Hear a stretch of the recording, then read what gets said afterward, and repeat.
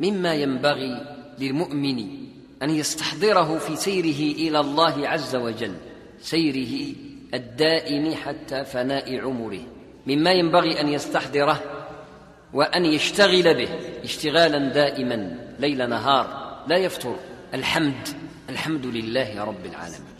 هذا المعنى العظيم، هذا المفهوم الكبير من مفاهيم العبادة، مفهوم الحمد، وهذا شيء ضروري للمؤمن أن يفهمه أولا ثم أن يشتغل به ثانيا. ومن هنا أحببت أن أتحدث عن هذا المفهوم متدبرا لكتاب الله عز وجل، أو نتعاون جميعا في تدبر وعلى تدبر كتاب الله. والمتدبر إذا تدبر حق التدبر أبصر إبصارا لآية الحمد. وإحنا نحاول أننا نشوف هذه الآية، وهذا هو أهم شيء في التعامل ديالنا مع كتاب الله عز وجل. والحمد أدب مع الله عز وجل، واعتراف لله بالربوبية، اعتراف لله بالربوبية. النبي عليه الصلاة والسلام كل ما أراد أن يدعو ربه أو أن يخطب الناس إلا واستفتح بالحمد، والحمد أعلى درجة من الشكر. ولذلك قال عز وجل: قل الحمد لله وسلام على عباده الذين اصطفى.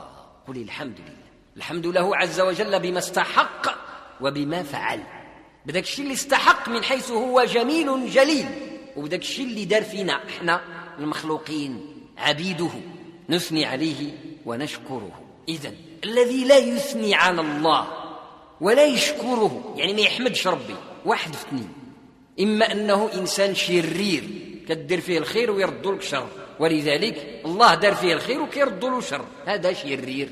كيمكن يكون احتمال آخر: ما كيعرفش ربي، ضال.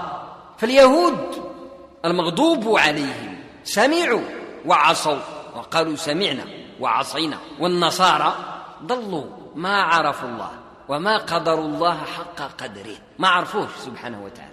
ومن نعم الله عز وجل على المسلم أن أنزل إليه كتابا يعرفه بربه. المعرفة بالله كاينة في كتاب الله، ولن تجدها في غيره البتة. اللي يبغى يعرف ربي حق المعرفة عليه بالقرآن الكريم، ثم تعريف بالله بجلاله وجماله وحميد فعاله سبحانه وتعالى. فإذا كان أحد المسلمين لا يشكر الله ولا يثني عليه، لا يحمد الله، فمعناه أنه جاهل بالله مع الأسف.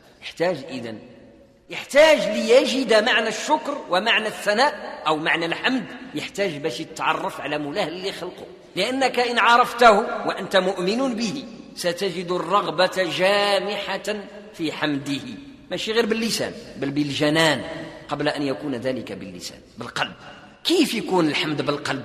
أنت حينما تستيقظ كل صباح ألم يكن ممكنا ألا تستيقظ ذلك الصباح؟ بلى. شحال من واحد نعس مشات هي هذيك إلى يوم القيامة، وشحال من واحد نعس وفاق لقى واحد الآلة من الآلات ديالو ما خداماش، يمكن يدو لا قدر الله لا تتحرك، أو رجلوه أو جميع بدنه أو بعض بدنه أو بصره أو سمعه. فإذا استيقظت صباحا ما واسترددت عقلك فرجع إليك، وكان يمكن أن يمنعه عنك وما يعطيهلكش، كيخليك لا قدر الله في عمى، الناس اللي كيفقدوا الذاكرة، نسأل الله العافية. ثم تحرك يدك وتحرك رجلك وتفرك عينيك وتلقى كل شيء خدام، آلات ديال كلها خدامة مشتغلة، حتى وحدة ما في عطب ولا في عطل. ثم تقول: ألم تكن قد مت ثم بعثك من بعد موات؟ بلى. والنوم درجة من درجات الموت وطبقة من طبقاتها، هذا فقط باش نحسوا بأن الله عز وجل يملك أمرنا ويخلقنا كل يوم، وهذا اللي بغينا نوصلوا ليه، يخلقنا كل يوم حتى تموت، عاد كتنتهي عملية الخلق ليبتدئ بعد ذلك الخلق الآخر وهو خلق يوم القيامة. يخلقنا كل يوم سبحانه وتعالى بإمدادنا بالنفس كل لحظة، وأنفسنا بيده سبحانه وتعالى.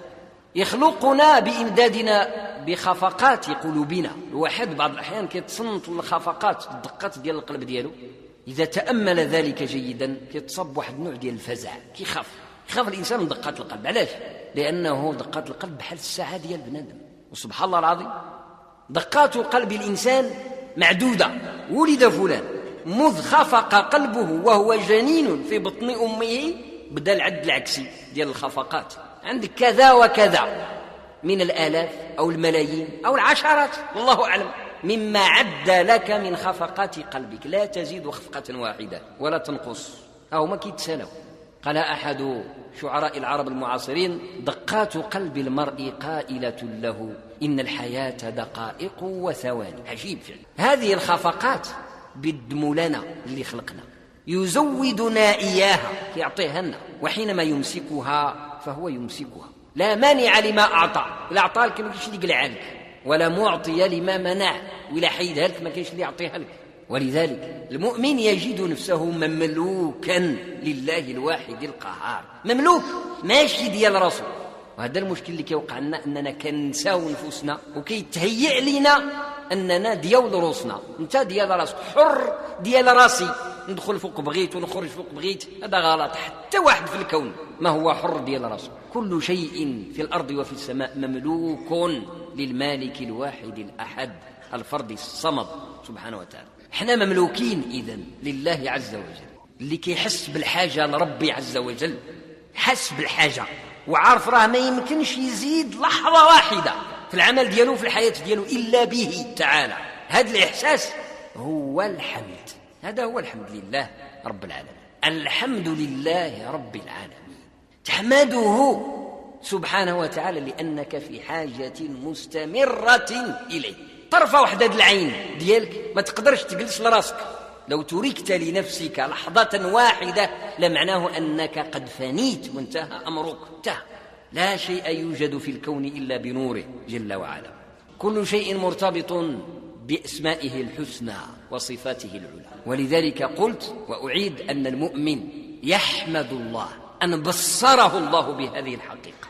الله تعالى وراك هذه الحقيقة، بصرك بها، فتحمد الله على ذلك. فحينما تختار أن تعبد الله بهذا المعنى فأنت حامد لله. وما يمكنش تكون حامد وأنت لا تعرف ربك، لا تعرفه بمعنى أنك لا تشعر بهذه المعاني. فرق كبير بين القول والمعرفة، بين أنك تقول الشيء وتعتقده ذهنا، فرق كبير بين هذه وبين أنك تعرفه. فباش نحمد الله حق الحمد نحتاج إلى معرفة. المعرفة ذات أو الحاصلة عن القرب واسجد واقترب، قرب.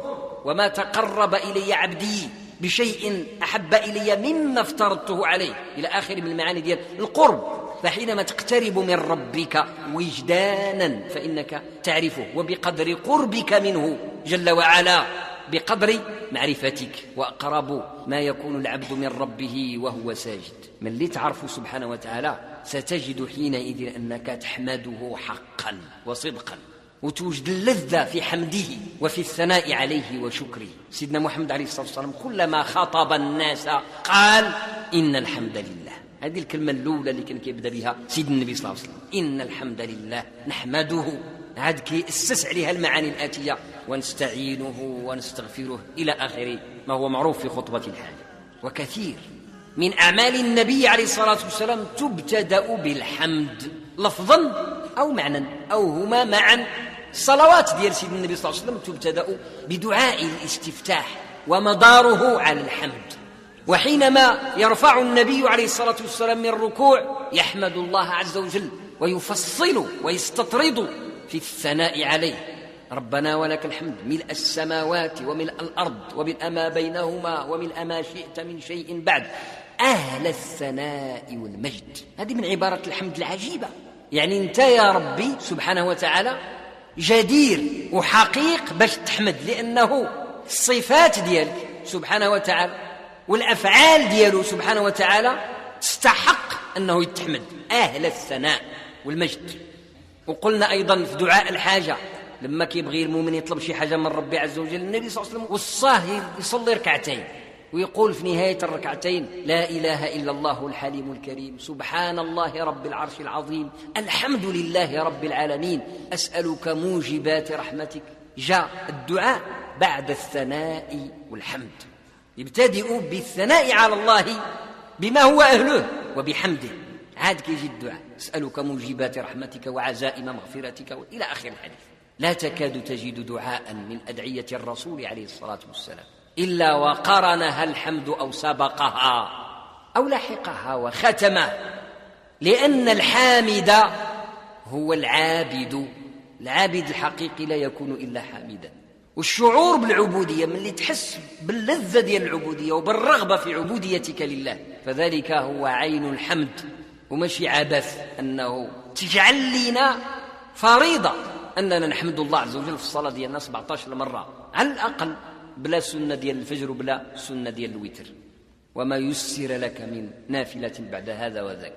الحمد لله رب العالمين، اللي هي أول لفظة في القرآن. أول لفظة في القرآن هي الحمد لله رب العالمين، الكلمة الأولى اللي تبدأ بها كتاب الله عز وجل، الحمد لله رب العالمين. والقرآن كله من أوله إلى آخره يرجع إلى معنى الحمد. الشرائع ديالنا، تفاصيل ديالها، الأحكام ديالها اللي بها المؤمن عايش، العلامات ديالو باش كيمشي في الطريق، اللي هي الواجب والمندوب والمباح والمكروه والحرام، الأحكام الخمسة اللي هما قانون السير ديالو باش كيعرف فين يمشي.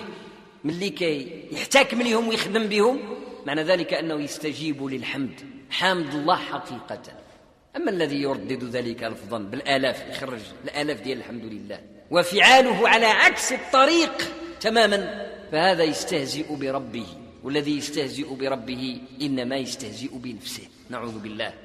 ولذلك خير لك أيها المؤمن أن تبحث عن معرفة ربك، خطوة واحدة في معرفة الله عز وجل، خطوة واحدة تعرف بها الله عز وجل خير لك من عشرات بل من آلاف الكلام الذي تردده على شفتيك بلا جدوى وبلا معنى.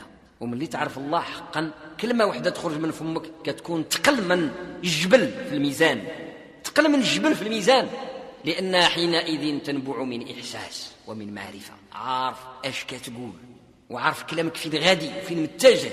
ولذلك فضل الله عز وجل العالم به على الجاهل.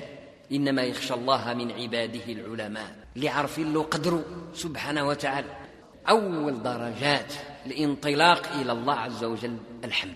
هذا الشيء علاش ذكرنا الحمد، ماشي غير باش نذكروا المعاني هكذا وكان، لا بد من العمل. اليوم نسمعوا، غدا نسمعوا، بعد غدا نسمعوا. هذا السماع سيكون حجة علينا يوم القيامة. خصني نقرر اللحظة التاريخية اللي نبدل فيها حياتي أنا أولا وأنت وهذا وذاك، تبدل فيها حياتك من شارد عن باب الله، تالف ليه بعيد على باب الله عز وجل، إلى طارق لباب الله. فرق كبير بين واحد كيدق أبواب التوبة والاستغفار، أبواب الرضا الرباني كل يوم، وبين واحد عاطي الظهر للدين وغادي في مسالك الشيطان. باش يمكن لك تدير هذه الخطوة التاريخية في حياتك، قرر أن تحمد الله. هذه البداية. هكذا بدأ آدم، وهكذا بدأ الأنبياء، وهكذا بدأ سيدنا محمد عليه الصلاة والسلام. ولذلك من اللي ربي عز وجل نفخر الروح في آدم عطيصة، في رواية قال الحمد لله رب العالمين. آدم أول كلمة خرجت منه الحمد لله رب العالمين. وفي رواية أخرى أيضا قالت له الملائكة احمد الله فسمع، إنا خلقنا الإنسان من نطفة نمشاج نبتليه فجعلناه سميعا بصيرا. سمع فأجاب قال الحمد لله. قالت لي الملائكة يرحمك الله، ولت لنا سنة. علاش الحمد لله يرحمك الله؟